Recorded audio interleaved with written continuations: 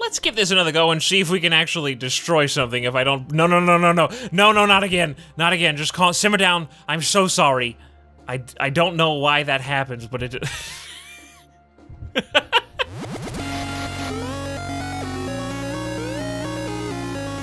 Hello, dissenters. My name is Italics, and I am here today to welcome you back to the beautiful world of medieval engineers, where we're going to be stepping up our game a little bit by making a custom catapult. You think you can close your castle gates against us? I don't think so. We're going to break in. We're going to earn it this time. We're not just going to throw magically spawned in projectiles to destroy your castle keep. I'm going to try to do it legit. So what you want to do is start off with a frame. You can make it however you want, really. It doesn't matter too specifically. I'll tell you what does matter. I've just kind of got a basic outline here. We're going to attach some wheels to it and the other necessary parts and pieces. All you really need is enough space for the torsion spring, where the rope is going to pull down the catapult arm to launch the projectile forward. Let me show you what I'm talking about. If we turn on the HUD here, this is the item in question, the rope torsion spring. Once you have this equipped, you're going to find that you need 12 blocks across in order to make this sit properly. What do I mean by 12 blocks across? How do I measure that, Italics? Well, if you switch on over to the timber, you can see that we've got a pretty big piece of lumber here. We can lower or increase the size of this with the mouse wheel going down to 1. So 12 blocks of this across. That's how much space you need for that rope torsion spring. And the easiest way I found to measure it is to mouse wheel up to about 4, and then just draw yourself a line 3 across. Because 4 times 3 is 12. There, we did some basic math. When you place down the rope torsion spring, you kind of want to also make sure that this little chunk of wood is facing towards your target. The reason for that is because we're going to be attaching even more of this timber onto it. This is going to constitute the arm, where we're going to attach the spoon that holds the projectiles at the very top. I'm making it about 10 blocks in length, and now we're going to switch on over to the spoon and go ahead and throw that on while we're at it. Alright, now we have our catapult arm. That was quick and easy, wasn't it? We're done! Oh, no, we're not? Okay. So now that we have our throwing spoon, we gotta have something to reel it back in, you know? For that, we're going to be using a catch block. Catch block looks like this, and the significance of it is it's a small piece of timber suspended in another piece of timber so that it can rotate around in a circle. If it can't rotate, then you can't spin the rope drum. Here you'll see the rope drum, here you'll see the catch block that we're using, in case you're following along at home. Now we need some timber in between here, so that we can attach the rope drum to it. So, you don't want to put the timber there, you don't want to put it up there, you want to put it right in the center. Like so, but I think that that piece of timber is too big, so we're going to scale it down by 1. Try that again. On both sides. Make it even smaller still. I think that should be plenty of space. Let's find out. There we have it. Okay, so now the rope drum can be spun on the little pieces of wood that it is attached to. But how do you go about spinning it, Italics? Well, that is where the wheels come into play. So we need a little bit of extra leeway on the left and the right if you want 2 different ways, 2 different methods to spin it. That's up to you. And here we've got access to the turn wheel cross. That's what we're now going to be attaching to the little extra pieces of wood that we just extended there. So once those 2 things are attached, you should be able to just come down here and hit the T button to start spinning the wheels.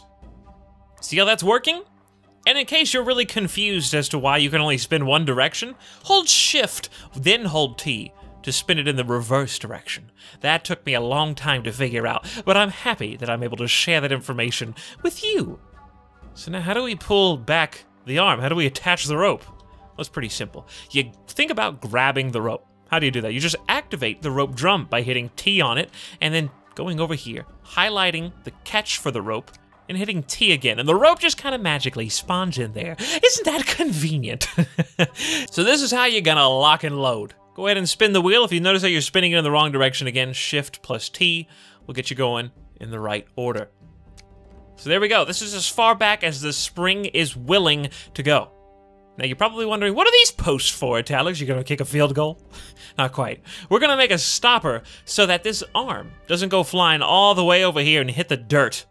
Because we want it to have a stopper so that propels the projectile even further, in theory. So you're simply going to use these 2 upright arms rotate your block around, and try to connect them like this. So there we go. We got a little bit of a stopper here. If you want to make it extra strength, feel free to do that. Make it too wide if you want to, or you can make it even thicker. It's up to you. But I think that should probably get the job done. Before we go any further and make this drivable, let's make sure it works at all. To disconnect the rope, you just hit T again on the rope drum. There you go. That was, it just like flipped up there as quickly as it could. After we get the catch blocks in place, I'm adding a single piece of timber here to give our wheels some clearance. That's not how you put on a wheel, is it? That's not the way it goes. And if it's red and it doesn't want to connect, just try flipping it around the other direction, and you should find that it'll want to connect at that point. So we just got one more to go. Then I need to replace some of this dirt terrain that I've disintegrated underneath us so that we can roll this bad boy around and see if it actually works.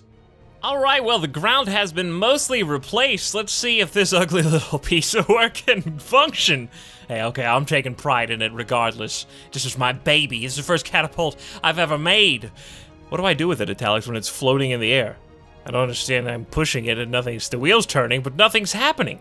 Well, try copying your creation by just looking at it and hitting Control-C.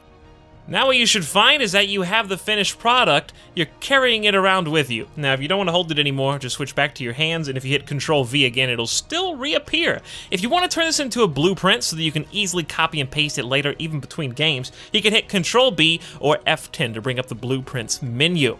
So what we're going to do is create from clipboard a new creation. Platform 6026. There's probably a better way to do that and to name it. You can probably do it from here. Let's see if this works. Italics' Catapult. Oh, it's beautiful. Yes, my caps lock is on. Who cares? Save! All right, awesome. You can even publish it to the workshop from here if you're particularly proud of what you've done. And yeah, it's a small ship. It's a small spaceship.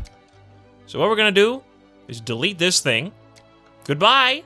See you later. Control-X to easily remove things from your game, because now we need to paste it somewhere, you know? This looks like a soft place to touch down. So there we go. We've spawned it in. The wheels are rolling. It is now a physics object. And if I thought about this a little bit more, I probably would have placed a little block here on the end, but it's okay. You can still make whatever adjustments you would like to make because it is not yet a finished product. I need somebody to help me push! Well, there we go. I think we snapped a piece off. Hopefully that was from the other catapult and not from this one.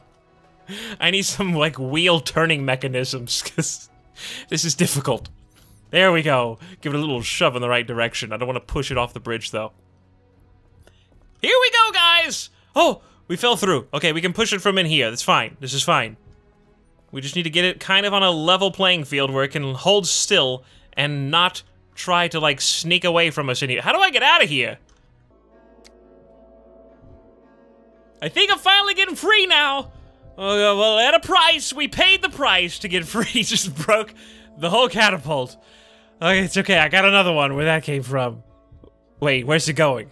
Why is it, like, climbing over the bridge? Bye, catapult. You leave us too soon. There we go. Get the catapult reeled as far in as we can go without breaking everything. Now you might be wondering, Italics, how do I load the catapult with ammunition? How do I get a projectile in there? Well, first you want to get the large projectile, and that is going to be found here. Not from the character tools. Not this one. Not the large projectile thrower. No, the projectile itself. Once you have that equipped, you should be able to just drop it into the bucket. Ready? Let's make it a physics-based object first. How do I do that? Well, you'll notice right now it just wants to attach to something. It just wants to hang out right there. That's a ball. That's a sphere, Italics. It should be rolling. Hit J, and you'll see that we've changed the perspective a little bit. Now, if we drop the bowling ball, it actually rolls around. Has physics. That's what we want. We don't want it to be a static object. So once you've enabled that with J, you just should be able to drop it in just like that. Now we're ready to fire. Finally, Italics, some destruction. Just hit T whenever you're ready. 3, 2, 1. Cue dramatic heroic music. There goes our catapult arm, guys.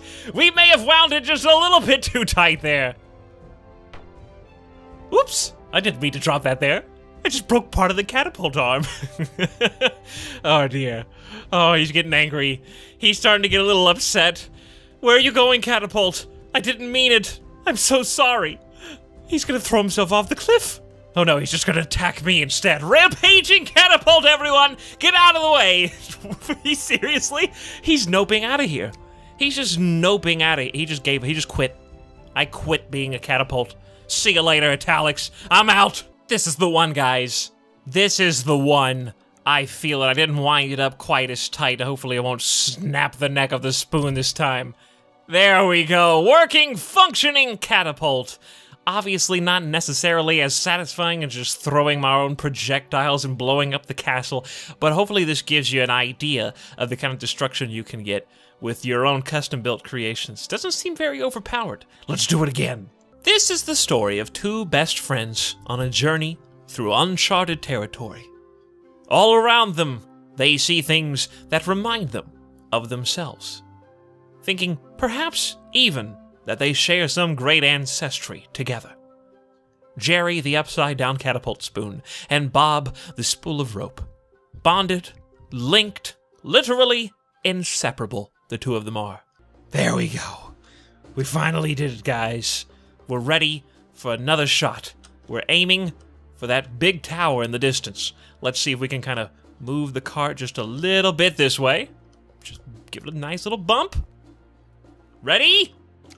Aim! Fire! There it goes, right through the roof of that little thatched barn. Let's see what kind of damage we did here. Not much, Italics.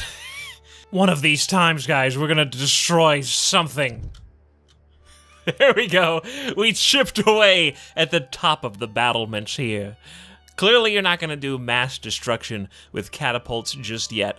They don't want to make it too easy for you to tear down an entire castle with nothing but a single cannonball catapult ball. Whatever. You get the idea. And I'm sure there'll be other projectiles in the future, but just to put it into perspective, look at how different this is from the ones that we were shooting the other day. Like, that breaks an entire chunk away, whereas that was lucky to snap just one single little piece. Once again, for comparison. So you can see there how the speed makes a big difference, because I'm like charging this up. I'm like shooting it way out there, ricocheting off of everything. The catapult's doing one of these numbers.